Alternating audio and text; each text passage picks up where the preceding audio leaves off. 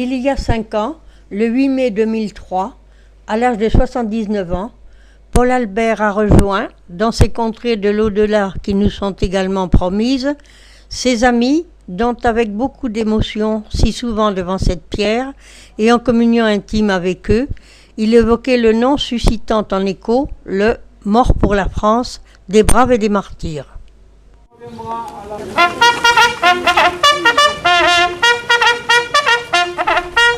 Nous imaginons qu'en taisant sa maturité, il a pu retrouver le groupe des jeunes d'alors et revivre avec eux ces quelques journées où le trop-plein du camp d'Ancelles et les difficultés d'approvisionnement les avaient placés dans ce cadre, protégés pour la sécurité qu'était Martel, loin des routes et des civilisations,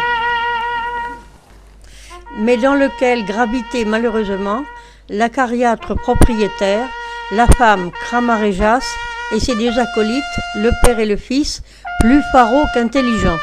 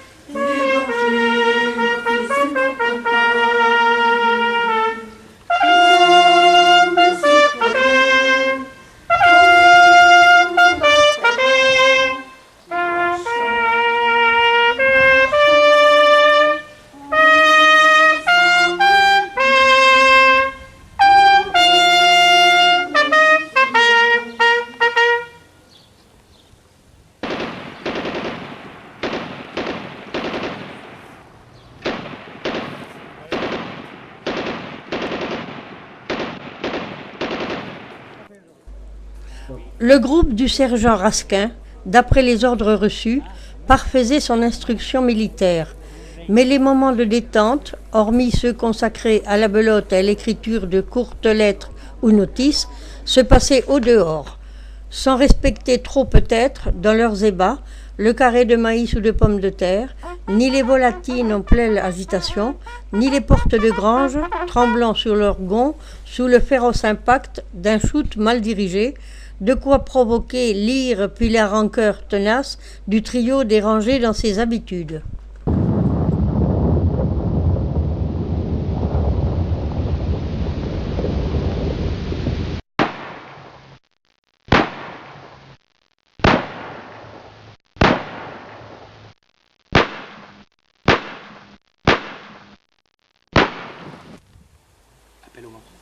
Appel au mort. Cric René, mort pour la France. Chabot Guy, mort pour la France. Popoli Simon, mort pour la France. Rasquin Jean-Henri, mort pour la France. Chabenat Gérard, mort pour la France. Neviengowski, mort pour la France. Fournier Jean-Albert, mort pour la France. Nausière Alphonse, mort pour la France. Le Goûteux Valentin, mort pour la France. Pas de récrimination cet après-midi du 17 juillet 1944.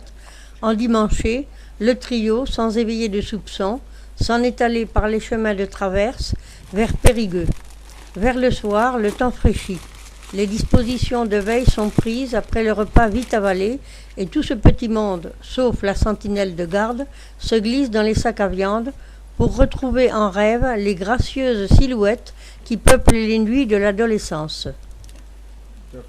La pluie tombe à verse jusqu'à l'aube brouillardeuse qui fait que la sentinelle, désarmée de suite, ne peut signaler l'arrivée d'une très forte troupe allemande et milicienne guidée par les domestiques de la femme Cramaréjas, Le réveil en sursaut, précipité par la suavité teutonne, se termine en un rang serré face au peloton d'exécution. Nulle trace d'épouvante sur le visage des 10 condamnés. Criot, 24 ans, le plus âgé. Fopoli, 22 ans. Le sergent Rasquin, Albert, Fournier, le Gouteux, 20 ans tous les quatre. Nieven-Klowski, 19 ans. Chabot, 18 ans. Chabenat, 17 ans. Et au milieu d'eux, Nozière-Alphonse, 14 ans et demi, sorti de la primaire, la tête farcie des exploits de Barras et de Viala durant la Révolution. Échappé des jupes de sa mère pour venger son frère Gilbert, alias Violette, massacré à Breuil le 22 juin.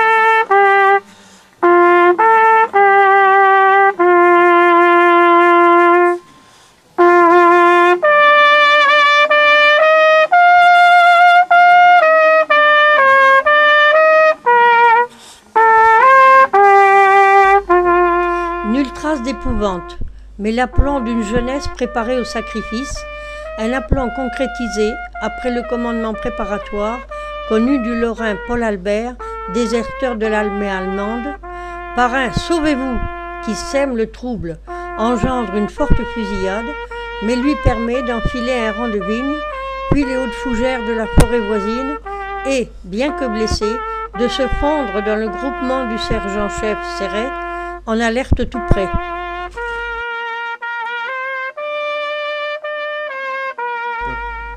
Les corps de ses 9 camarades disloqués, déchiquetés par les balles et baignant dans la générosité d'un sang, dilué dans les pleurs d'un ciel compatissant, sont recueillis peu après le départ de la troupe assassine et placés en chapelle ardente à l'église de Marsanet, pendant qu'un tribunal d'exception, constitué par M. Boissavy, père et sous son autorité, fouille la maison des suspects.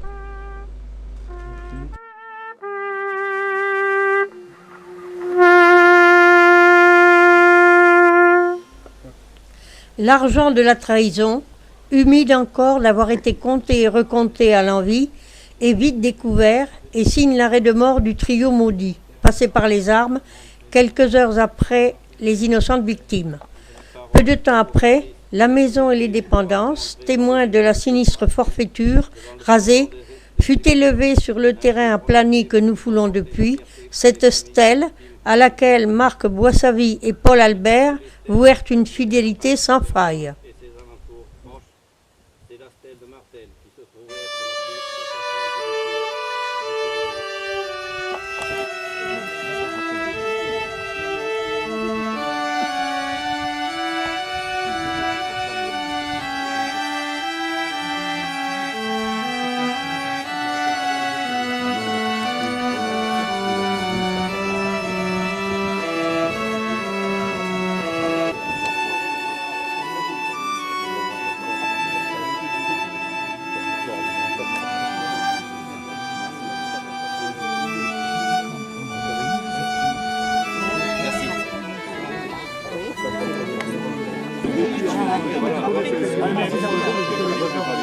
Il a tellement.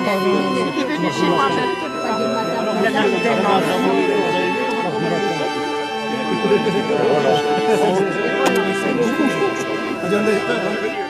Karine, elle a pas